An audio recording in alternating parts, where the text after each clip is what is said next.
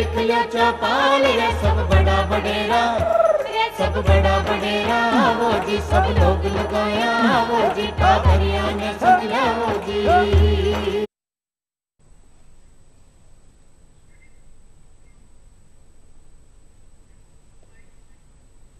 चौपाल देखने वाले सभी दर्शकों को राम राम सा।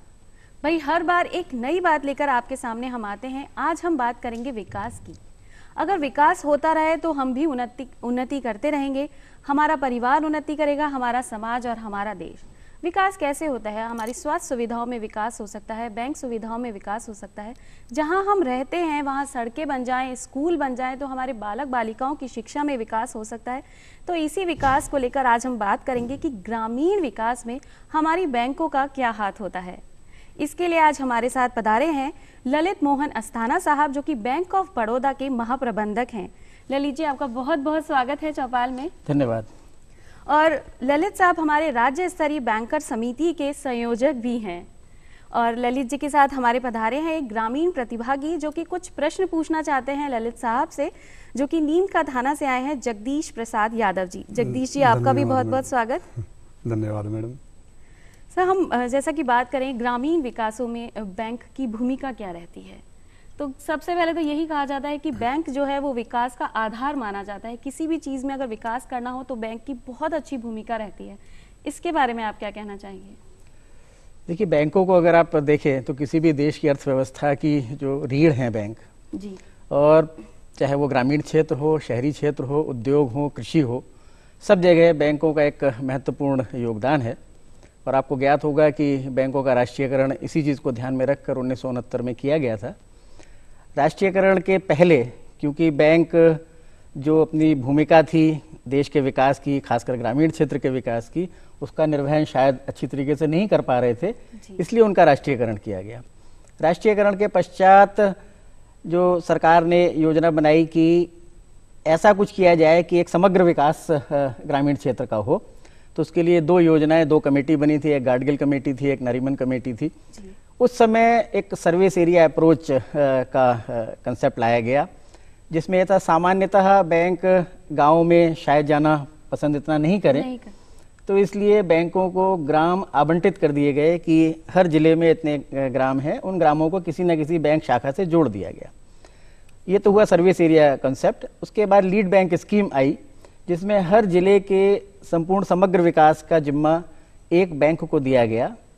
और उस बैंक का कार्य ये था कि वो सरकार से, केंद्र सरकार हो, राज्य सरकार हो, या जिले में जितने भी बैंक कार्य कर रहे हैं, उन सबके बीच में एक तारतम्य बनाए, एक कड़ी के रूप में काम करे, ताकि जो सरकारी योजनाएं हैं और जो और विभिन्न प्रकार की जो विकास की योजनाएं हैं, उनको लागू करने में एक सही दिशा में कार्य हो सके।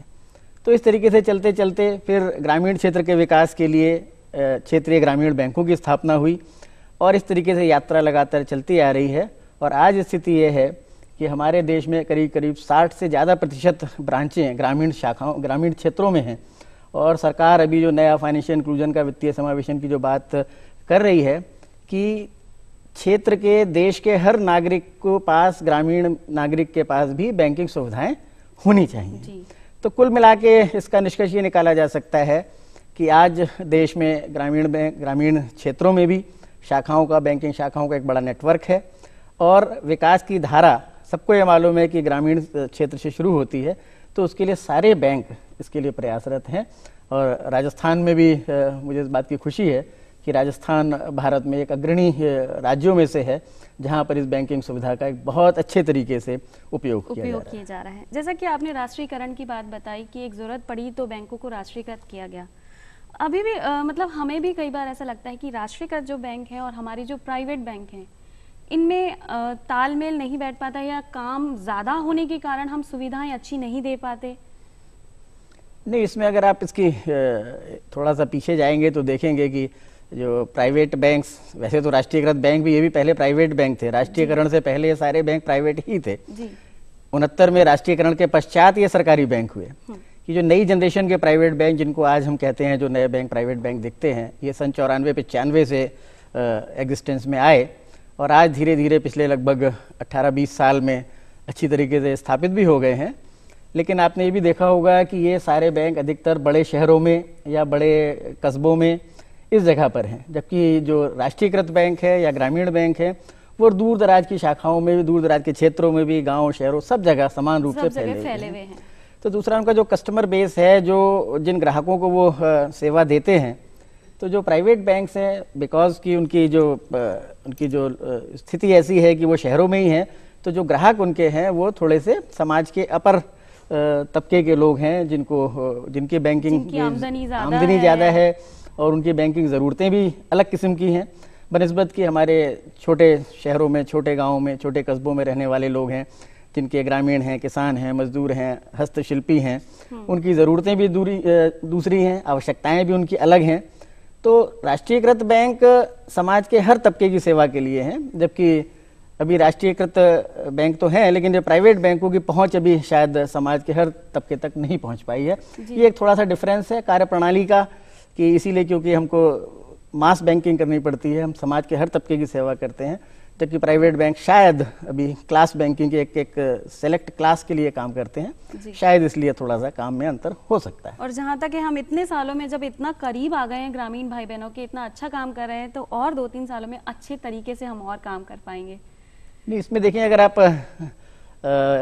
अगर आपने वित्तीय समावेशन की बात अगर आप गौर करें तो पिछले 2-3 साल से केंद्र सरकार का ये एक बड़ा अभियान है कि देश के हर नागरिक को बैंकिंग सुविधाएं अफोर्डेबल कॉस्ट पे और उसके नज़दीक में मिलनी चाहिए।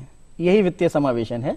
अभी क्या था कि पिछले 4-5 साल पहले लगभग 50-60% लोग ऐसे थे हमारी आबादी जिसको बैंकिंग सुविधाएं नहीं थी, या उनको अगर बैंकिंग सुविधाएं लेनी है तो उनको काफ़ी दूर 20-30 किलोमीटर जाके शहर कस्बे की किसी ब्रांच में जाके ये सुविधा लेनी पड़ती थी। लेकिन वित्तीय समावेशन का जो प्रोग्राम है इसमें यह है कि हर व्यक्ति को उसके डोर स्टेप पर बैंक की सुविधाएं मिले। और ये आप समझ सकते हैं कितना विशद कार्य है, कितना बड़ा कार्य है। भारत में पूरे 6,85,000 लगभग करीब गांव हैं और उन सब में जो है ये बैंकिंग शाखाएं नहीं, बैंकिंग सुविधाएं पहुंचाना ये एक बड़ा काम है। अगर हम राजस्थान की अगर हम बात करें तो राजस्थान में करीब 39,000 गांव हैं। उन 39,000 गाँव में अगर राष्ट्रीयकृत बैंकों की और सारे बैंकों की मिला के 5,800 प्लस शाखाएं हैं, तो आप ऐसा समझो शहर में भी उसमें जो शाखाएं वो भी शामिल हैं। तो इसके लिए सरकार ने मार्च 16 तक का 3 वर्ष का प्रोग्राम बनाया है कि हर गांव में वित्तीय सेवाएं उपलब्ध हों। ये आप अच्छी तरीके से समझते हैं कि हर गांव में बैंक शाखा खोलना व्यवहारिक शायद नहीं हो पाएगा। तो इसलिए वहां पर उसको बीसी के माध्यम से या मोबाइल वैन के माध्यम से या कॉमन सर्विस सेंटर के माध्यम से बैंकिंग सेवाएं उपलब्ध कराई जाएं। अभी कार्यक्रम यह है कि हर गांव में कम से कम हफ्ते में एक दिन, एक निश्चित समय पर, एक निश्चित जगह पर एक बिजनेस करेस्पॉन्डेंट या बैंक का प्रतिनिधि वहां पर जाए और उस ग्राम को ये बैंकिंग सुविधाएं उपलब्ध कराए। तो इस दिशा में इस वर्ष में करंट ईयर में हमारा करीब 7,000 शाखाओं का ऐसे गाँवों को कवर करने का लक्ष्य था। क्योंकि मैं राज्य स्तरीय बैंकर समिति के संयोजक होने के नाते पूरे राजस्थान में जितना बैंकिंग तंत्र है उसके लिए मैं उत्तरदायी हूँ। और तो इसलिए मैं कह सकता हूँ कि समस्त बैंकों ने मिलकर लगभग 7,000 गाँवों को कवर करने का लक्ष्य था, वो हमने इसको पूरा कर लिया है। और बाकी हमें करीब जो 38,000 गाँव मार्च 16 तक करने हैं, तो रिमेनिंग करीब 31,000 बच गए, उनको अगले 2 वर्ष में पूरा करने का लक्ष्य है। और मुझे उम्मीद है कि समय से ये काम पूरा हो जाएगा। जी, अस्थाना साहब, अपने साथ जो हैं जगदीश प्रसाद यादव जी नीम का थाना से आए हैं। इनकी भी यही समस्या है कि इनका ये जहाँ रहते हैं वहाँ बहुत दूर दूर तक शायद कोई बैंक नहीं है। मैं भी ये पूछना चाहूँगा ललित मोहन जी, आप इतने बड़े पद पे हैं कि हमें किसान, हम खेती से जुड़े हुए लोग हैं, हमें आपका बैंक क्या सुविधाएं देता है? कई लोग कहते हैं किसान क्रेडिट कार्ड बनवाइए, तो ये किस आधार पे बनता है, कैसे बनता है, उसमें हमें क्या फायदा मिलेगा? थोड़ी हमें भी इस बारे में थोड़ी जानकारी दीजिए। आप कैसे बनवा सकते हैं? कैसे बनवा सकते हैं साहब? हाँ, नहीं, ग्रामीण क्षेत्र के लिए तो क्योंकि फसल पैदा करना साल में 2 फसल नॉर्मली खरीफ और रबी की रहती है, उसके लिए किसान को पैसा चाहिए, बीज के लिए चाहिए, खाद के लिए चाहिए, सिंचाई के लिए अगर उसको साधन है वो चाहिए, निराई गुड़ाई के लिए अगर लेबर लगानी है, मजदूर लगाने है, उसके लिए चाहिए। तो इसमें जो कॉस्ट आती है उसके लिए, चाहे वो किसान हो, किसान को तो मिल ही सकता है, इसके अलावा जो बटाईदार किसान हैं, जी, जी। यानी अगर आप किसी दूसरे की जमीन लेके आप खेती कर रहे हैं, बटाई में बार है। बटाई में कर रहे हैं, उसको भी आपको एक किसान क्रेडिट कार्ड मिल सकता है। अच्छा किसान क्रेडिट कार्ड लेने के लिए आपको कोई ज़्यादा विशेष समस्या नहीं है। जी, जो आपका गांव है वो किसी ना किसी बैंक के सर्विस एरिया में होगा। जी। जो आपके गांव अटैच है जिस बैंक से, उस बैंक में आप जा सकते हैं। वहां से सिंपल आवेदन है। आवेदन भी पहले बहुत टिपिकल हुआ करता था, इसको भी एक समिति ने सरलीकरण किया है। जी। कृषि ऋण के आवेदन को और दस्तावेजीकरण को इसको भी सरल किया है। पहले बहुत कॉम्प्लिकेटेड हुआ करता था। इसको आप ले जाके कर सकते हैं। इसको आप जमीन के अनुपात में, जितनी आपकी जमीन है, जो फसल आप लगाना चाहते हैं, उसको देखते हुए उसका लोन की सीमा निर्धारित की जाती है। किस फसल के लिए कितना ऋण मिलेगा, ये एक जिला स्तर पर एक डिस्ट्रिक्ट टेक्निकल कमेटी होती है। वो साल के शुरू में ही हर फसल के लिए प्रति एकड़ की एक दर नियत कर देती है। वो उस दर से अगर आप, जितनी आपके पास जमीन है, उसके हिसाब से आपकी लिमिट एक स्वीकृत हो जाती है। इसके लिए आपको अपनी जमीन बंधक रखनी पड़ती है। इसमें कोई स्टैंप ड्यूटी का कोई खर्चा नहीं है। तहसील में आप जाते हैं, धारा 6(1) में उसके ज़मीन के ऊपर बंधक रख जाती है और आपको बैंक लोन दे देता है। क्रेडिट कार्ड का मतलब ये है कि आपको एक, जैसे बैंक का ATM कार्ड होता है, जी, उसी प्रकार से आपको एक रुपे कार्ड जो नया चला है, वो कार्ड आपको मिल जाता है। जी, उस कार्ड से आप वैसे पैसा निकालना चाहें बैंक से वैसे भी निकाल सकते हैं, लेकिन आप चाहें तो कार्ड से भी निकाल सकते हैं। उस कार्ड को आप पेट्रोल पंप के ऊपर, खाद की दुकान के ऊपर, या इस तरीके के जहां पर आपसे मिलने वाली चीजें हैं, बीज मिलने वाला, वहां पे अगर उसके पास वो मशीन है, स्वाइप करने की मशीन है, वहां से भी आप निकाल सकते हैं। अच्छा जी। इसमें फायदा ये है कि जितना आपको आवश्यकता है उतना आप पैसा यूज करें, क्योंकि ब्याज, जितना पैसा आप इस्तेमाल करेंगे उतने पर ही ब्याज लगेगा। मान लो आपकी सीमा 1 लाख रुपए की नियत कर दी गई, आपको कार्ड मिल गया, आप चाहो तो 10,000 निकालो तो 10,000 रुपये ब्याज देना पड़ेगा। जब आप 50,000 निकाल लेंगे तो 50,000 रुपये ब्याज देना पड़ेगा। ये आवश्यक नहीं है कि पूरी सीमा आपकी मिल गई, तो पूरे पैसे को आप निकालें। ब्याज कितना लगेगा साहब किसान लोगों के? ब्याज इसके लिए कितना % लगेगा? पहले इस पे जो है 9% ब्याज लगता था, अभी भी 9% ब्याज लगता है जी, लेकिन इस पे 2% केंद्र सरकार इसमें सब्सिडी देती है जी। हर 3 लाख तक का जो आपका क्रॉप लोन है, जो KCC है, उस पे 2% केंद्र सरकार से सब्सिडी मिलती है, तो आपको 7% पड़ता है।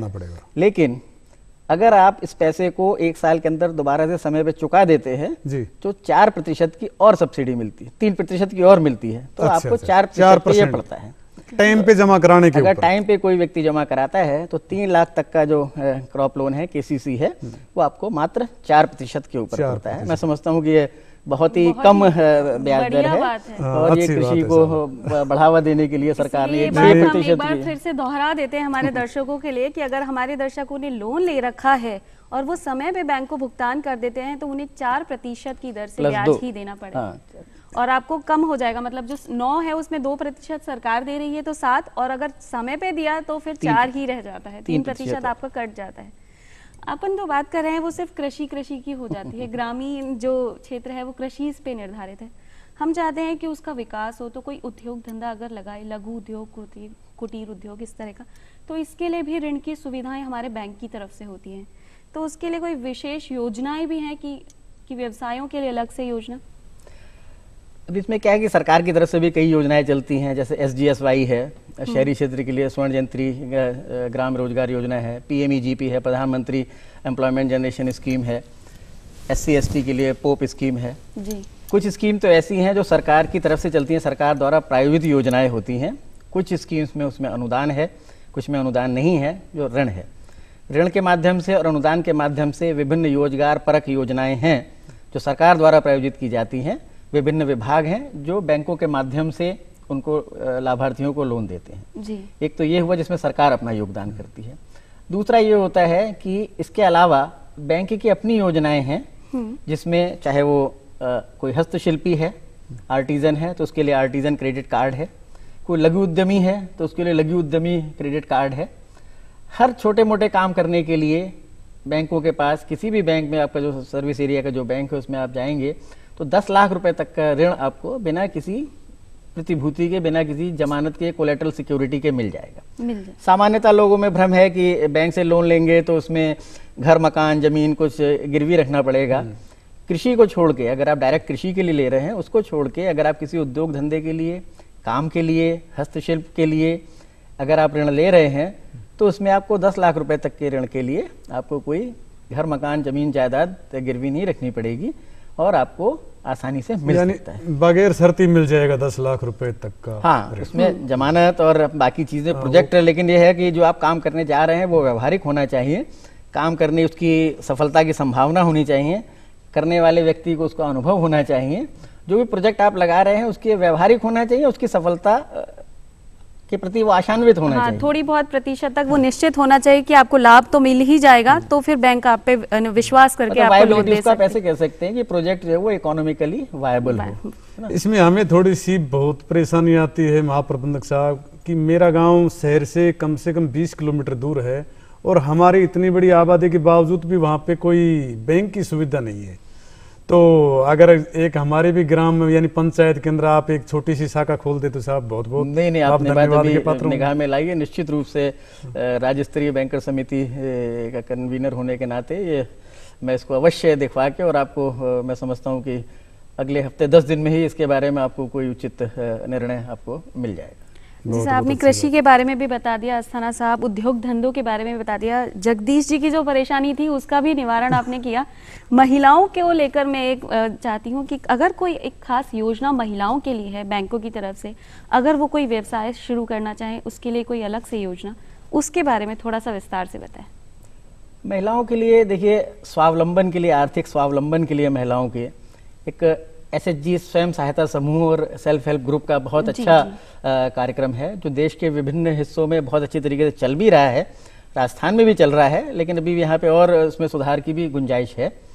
इसमें क्या होता है कि ग्रामीण क्षेत्र में जो असंगठित स्तर के ऊपर महिलाएं छोटे मोटे काम करती हैं, अगर वो आपस में मिलकर एक स्वयं सहायता समूह बना लें, स्वयं सहायता समूह जैसे उसके नाम से स्पष्ट है, अपनी सहायता खुद करना, तो छोटा छोटा काम करके अलग अलग करके हम शायद उस काम को नहीं कर पाए, लेकिन 8-10 लोग मिलकर 10 उस काम को अगर हम करें जी। तो मेरे ख्याल से उसमें सफलता की संभावना ज्यादा रहती है।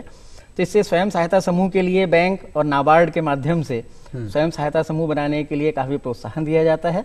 और एक बार स्वयं सहायता समूह बन जाता है, इसके लिए ऐसी कोई बाध्यता नहीं है कि खाली उसमें महिलाएं हों, लेकिन महिलाओं के स्वयं सहायता समूह को विशेष वरीयता भी दी जाती है। तो ये स्वयं सहायता समूह बना के अपना कोई काम कर सकते हैं, बैंक में खाता खोल सकते हैं। उसके पश्चात अगर वो 6 महीने तक खाता जो है सुचारू रूप से ठीक तरीके से ग्रुप चल जाता है, उसके बाद उससे बैंक को लोन देने की व्यवस्था भी उसमें है। और इसमें भी 5 लाख से लेके 10 लाख तक, 2.5 lakh, 5 lakh, depending upon the क्या प्रोजेक्ट है, क्या वो काम करना चाहते हैं, तो इसके लिए उनको भी ऋण दिया जा सकता है। स्वयं सहायता समूह का सबसे अच्छा फायदा ये है कि उसमें हर व्यक्ति एक दूसरे के काम के प्रति जिम्मेदार है और हर व्यक्ति एक दूसरे की मदद करना चाहता है, हेल्प करना चाहता है। अकेला व्यक्ति शायद किसी काम को ना कर पाए, लेकिन सामूहिक रूप से 8, 10, 15 लोग मिलके किसी प्रोजेक्ट को पूरा कर सकते हैं। मतलब अगर एक कोई गलत मंशा से अगर काम भी करेगा तो उसके पीछे 10 लोग हैं उसे समझाने के लिए कि तुम्हें सही करना है और बैंक का ऋण भी चुकाना है अगर मिल जाता है तो। इसका सबसे अच्छा उदाहरण आपने लिज्जत पापड़ का अगर आप देखें तो लिज्जत पापड़ की जो आप इतना बड़ा लिज्जत पापड़ का ग्रुप है, आज हजारों उसका करोड़ों का टर्नओवर है उसमें, वो एक छोटा सा स्वयं सहायता समूह उसका शुरुआत जो है वो महिलाओं के स्वयं सहायता समूह से हुई थी। किस प्रकार से घर में महिलाएं घर में पापड़ बेल के अपने करके इस तरीके से करती थी, 8-10 महिलाओं ने शुरू किया घर में पापड़ बेल के बनाना करना, और आज जो है वो सैकड़ों करोड़ का टर्नओवर का ग्रुप है। तो ये उसकी पावर। तो इसमें मैडम मैं साहब से एक क्वेश्चन और करूंगा, थोड़े मेरे दिमाग में आए कि ग्रामीण इलाकों के भी बच्चे बच्चियां आज उच्च शिक्षा के लिए बड़े बड़े शहरों में पहुंचते हैं, तो इसमें थोड़ी पैसे की व्यवस्था के लिए शिक्षा के ऊपर भी आप बच्चों के लिए किस प्रोसीजर से, किस हिसाब से साहब उनको भी दो कि आप बच्चे उच्च शिक्षा प्राप्त कर सके? अब मेरे शिक्षा ऋण की बात आप कर रहे हैं? शिक्षा ऋण की बात कर रहे हैं कि अगर बच्चे शिक्षा के लिए ऋण लेना चाहें तो शिक्षा ऋण लेने के लिए मैं समझता हूँ कि अभी सरकार बहुत ज़्यादा इसके प्रति इसको जोर भी दे रही है। जो आपकी भावना है, मैं समझता हूँ सरकार की भावना में बिल्कुल यही है कि पैसे के अभाव में हमारा कोई भी युवक या युवती या कोई बालक जो है वो अच्छी शिक्षा से वंचित ना रह जाए, इसके लिए इससे वंचित ना रह जाए, तो इसके लिए सारे बैंकों को दोबारा से निर्देश जारी करके और इस तरफ और ज़्यादा सहयोगपूर्ण रवैया अपनाने के भी निर्देश दिए, और सारे बैंकों ने पिछले 2-3 वर्षों में इस तरफ को काफी प्रगति भी की है। तो अगर किसी को ऋण चाहिए तो इसमें 2 तरीके का है, एक तो कॉलेज एजुकेशन के लिए है और एक दूसरा टेक्निकल एजुकेशन के लिए है। कॉलेज एजुकेशन तो सिंपल BA BSc MA करना है उसके लिए है, टेक्निकल के लिए आपको इंजीनियरिंग की, मेडिकल की, फार्मेसी की या ITI, GTI इस तरीके का कोई टेक्निकल कोर्स करना है, दोनों के लिए है। तो इसके लिए 4 लाख तक का जो ऋण होता है उसमें किसी भी सिक्योरिटी की ज़रूरत नहीं है और आपको आसानी से वो मिल सकता है। 4 लाख से 7.5 लाख तक का लोन जो है उसमें आपको जमानत देनी पड़ती है और 7.5 लाख से ऊपर के लिए आपको कुछ संपत्ति गिरवी रखनी पड़ती है। तो जैसा आपका कोर्स होगा, जिसमें जितनी उसकी फीस की आवश्यकता होगी, उसमें बहुत कम 5% मार्जिन लेके बाकी 95% तक, जिसमें अगर बच्चा शहर में रह रहा है तो उसके हॉस्टल का खर्चा, किताबों का खर्चा, ये सारा भी उसमें शामिल रहता है। ये प्रोजेक्ट कॉस्ट में 5% मार्जिन रख के आपको लोन मिल सकता है। तो सरकार की भी इच्छा है और हम लोगों की भी इच्छा रहती है कि कोई भी प्रतिभावान होनहार बालक या बालिका पैसों के अभाव में शिक्षा लेने से वंचित न रह जाए। आइए हमारे दर्शकों को एक बार फिर बताते हैं कि आज हम बात कर रहे हैं ग्रामीण विकास में बैंकों की भूमिका का, और आज हमारे साथ बता रहे हैं ललित मोहन अस्थाना साहब, जो कि बैंक ऑफ बड़ौदा के महाप्रबंधक हैं। ललित जी, जैसा कि आप राज्य स्तरीय बैंकर समिति के संयोजक भी हैं, तो ये जानना चाहेंगे कि ये समिति कार्य किस तरह से करती है?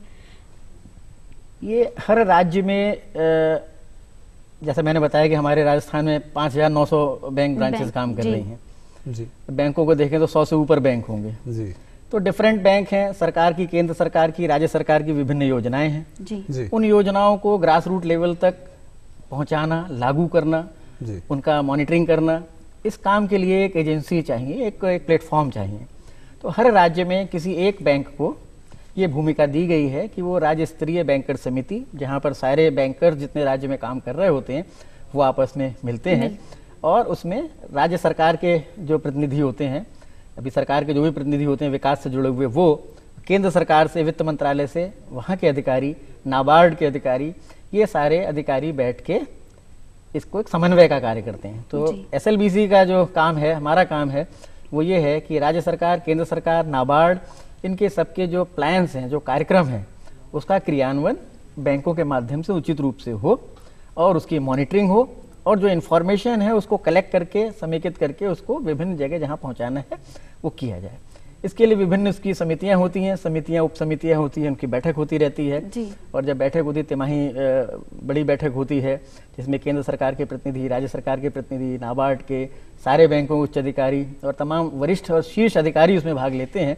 गहन चर्चा के बाद पूरे उसमें जो पिछली तिमाही में जो बैंकों का और सरकार का जो योगदान था, जो कार्य प्रणाली थी, उसकी समीक्षा होती है और आगे के लिए कार्य योजनाएं तैयार की जाती हैं कि आगे विकास दर कैसे बढ़ाई जा सकती है। एक बात और सामने आती है कि ग्रामीण क्षेत्र और शहरी क्षेत्र में जो हमारी बैंकों की शाखाएं वगैरह होती हैं, इनमें सुविधाएं बहुत अलग अलग होती हैं। सुविधाओं का अभाव कहा जा सकता है कि ग्रामीण बैंक की जो शाखाएं हैं उनमें थोड़ी बहुत सुविधाएं हमें कम मिल पाती हैं। नहीं, इसको अगर आप इंफ्रास्ट्रक्चर से अगर आप रिलेट कर रहे हैं तो मेरे ख्याल से कुछ हद तक आपकी बात ठीक हो सकती है कि ग्रामीण क्षेत्र में शाखाएं उतनी भव्य नहीं है, उतनी बड़ी नहीं है, एयर कंडीशनड नहीं है या उनका लेआउट वैसा नहीं है। वो उसके पीछे कारण यही है कि ग्रामीण क्षेत्र में जो आवश्यकता है, ग्राहकों की संख्या भी कम होती है और उनकी आवश्यकता उतनी नहीं है, जबकि शहर क्षेत्र में ग्राहकों की अपेक्षा भी ज़्यादा है। लेकिन अगर आप बैंकिंग सुविधाओं की बात करें तो बैंकिंग सुविधाओं में कोई फर्क नहीं है, क्योंकि अब कोर बैंकिंग सोल्यूशन पे CBS पर आपने सुना होगा नाम, CBS, सारे बैंक CBS से जुड़े हुए हैं। यानी जो काम आपका शहर की किसी शाखा में हो सकता है वही काम आपका ग्राम की शाखा में भी हो सकता है, क्योंकि सारे बैंकों के, अधिकतर सारे बैंकों की शाखाएं CBS से जुड़ी हुई हैं और सारे काम वहां पर करती हैं। रही बात ATM या दूसरी चीज़ों की, तो अब आपको जान के खुशी होगी कि केंद्र सरकार के निर्देश के अनुसार मार्च 14 तक हर शाखा में एक ATM ऑन साइट होना आवश्यक है। इस दिशा में बैंक काम कर रहे हैं और काफ़ी काम इसमें हो चुका है, 60-70% तक हो चुका है। मार्च 14 तक कम से कम हमारे राजस्थान में ये काम पूरा किया जा सके। जी, जब आपने ATM की बात छेड़ी है तो फिर जो हमारी जगह जगह पर ATM होते हैं, लोगों को उसकी जानकारी भी नहीं है, उसे कैसे इस्तेमाल किया जाए। हमारे ग्रामीण भाई बहनों में इसका थोड़ा सा अभाव रह जाता है, तो इसके प्रचार प्रसार के लिए हम लोग क्या कर रहे हैं? इसके लिए एक बड़ा अच्छा सवाल है आपका कि जो ग्रामीण क्षेत्र हैं या और भी शहरी क्षेत्र में भी लोगों में वित्तीय साक्षरता का अभाव है, आप ऐसे कह सकते हैं कि लोगों को इसके बारे में ज़्यादा जानकारी नहीं है कि किस तरीके की बैंकिंग सुविधाएं हैं, क्या हमें करना चाहिए, क्या नहीं करना चाहिए, कैसे हम इन सुविधाओं का लाभ लाभ उठा उठाएं। सकें। तो ये सारी चीज़ें, इसको वित्तीय साक्षरता कह सकते हैं, इसका अभाव है अभी। तो इसके लिए ये आपको बहुत जान के प्रसन्नता होनी चाहिए कि हमारे 33 जिले हैं, 33 जिलों में 47 हमारे financial literacy and counselling, credit counselling centre, जिनको हम वित्तीय साक्षरता परामर्श केंद्र एक तरीके से कहते हैं, ये हमारे काम कर रहे हैं। ये विभिन्न बैंकों द्वारा संचालित किए जा रहे हैं। इसमें क्या होता है कि इसमें निःशुल्क लोगों को परामर्श दिया जाता है। कोई भी व्यक्ति बैंकिंग से रिलेटेड किसी भी जानकारी के लिए वहाँ पर जा सकता है, वहाँ से जानकारी हासिल कर सकता है और उनको सारी जानकारी देने के लिए यहाँ पे क्वालिफाइड पर्सन्स होते हैं। और इसके अलावा उन लोगों की ये भी जिम्मेदारी है कि वो लोग गांव-गांव जाके रात्रि चौपाल लगा के और गांवों में जाके शिविर लगा के इस तरीके की जानकारी देने का प्रयास करते हैं कि लोगों में जागरूकता बढ़े, लोग बैंकिंग की अहमियत को समझें और उसको और आगे उसका फ़ायदा उठाएं। जी अस्थाना साहब, एक आजकल हमारा थोड़ा मन में ही लोगों के डर रहता है कि अगर बैंक में जाएंगे तो झमेला मोल ले लेंगे। जब ऋण लेने की बात आती है तो हम जाते हैं कि हाँ हमें पैसा मिल रहा है, लेकिन बैंक सिर्फ ऋण लेने के लिए नहीं है, उसमें हम पैसा जमा भी कर सकते हैं, अपनी बचत पूंजी को रख कर उस पर हम भी ब्याज ले सकते हैं। तो जो हमारे आवर्ती खाते हैं, सावधि जमा खाते हैं, इनके बारे में थोड़ा सा हमारे दर्शकों को बताएं कि ज़्यादा से ज़्यादा वो अपनी सेविंग कर सके, बचत कर सके। ये बैंकिंग की परिभाषा अगर आप देखें, बैंकिंग की परिभाषा यही है कि लोगों का पैसा जमा करना और उसको दूसरों को देना। बैंकिंग की परिभाषा ये है। तो बैंक जो पैसा ऋण के रूप में देते हैं वो वही पैसा है जो लोग उनके पास जमा करवा दें। ये अलग अलग स्थिति हो सकती है। किसी क्षेत्र में लोगों के पास सरप्लस पैसा हो और ऋण लेने की क्षमता कम हो। राजस्थान में इसको हम कहते हैं CD रेशियो। हमारे पास जितना पैसा है उसके अनुपात में कितना ऋण हमने दिया है। अगर बैंकों के पास 100 रुपए जमा है तो कितना ऋण के रूप में दिया गया है। जी। आपको जान के खुशी होगी कि राजस्थान में ये प्रतिशत जो है 97% से ज़्यादा है। इसका मतलब ये है कि 100 रुपए अगर राजस्थान में जमा है उसमें 97 रुपए जो हैं वो ऋण के रूप में दोबारा जनता में पहुंच गए। तो जितना पैसा सर्कुलेट होगा इकोनॉमी में, अर्थव्यवस्था में, उतना उस क्षेत्र का विकास होगा। तो राजस्थान का मैं समझता हूँ कि बहुत बढ़िया एक ये फीचर है कि यहाँ का CD रेशियो जो है वो 97% से ज़्यादा है। इसका अर्थ ये है कि यहाँ विकास की गति जो है वो काफ़ी तेजी से चल रही है। जी अस्थाना साहब, आपने अपना इतना कीमती समय निकालकर हमारे दर्शकों को इतनी अच्छी जानकारी दी, उसके लिए आपका बहुत बहुत धन्यवाद। हम आपको फिर से बुलाना चाहेंगे क्योंकि कुछ बहुत जानकारी हमारे दर्शकों को लेकर रह गई है। और जगदीश जी, आपका भी बहुत बहुत धन्यवाद कि आपने अपने जितने भी प्रश्न थे, अपनी जिज्ञासा थी, वो सब शांत कर ली होगी शायद अस्थाना जी से पूछकर। तो आप जी, आप दोनों का बहुत बहुत धन्यवाद। फिर मिलेंगे नई जानकारी के साथ। आज के लिए राम राम साहब। राम राम।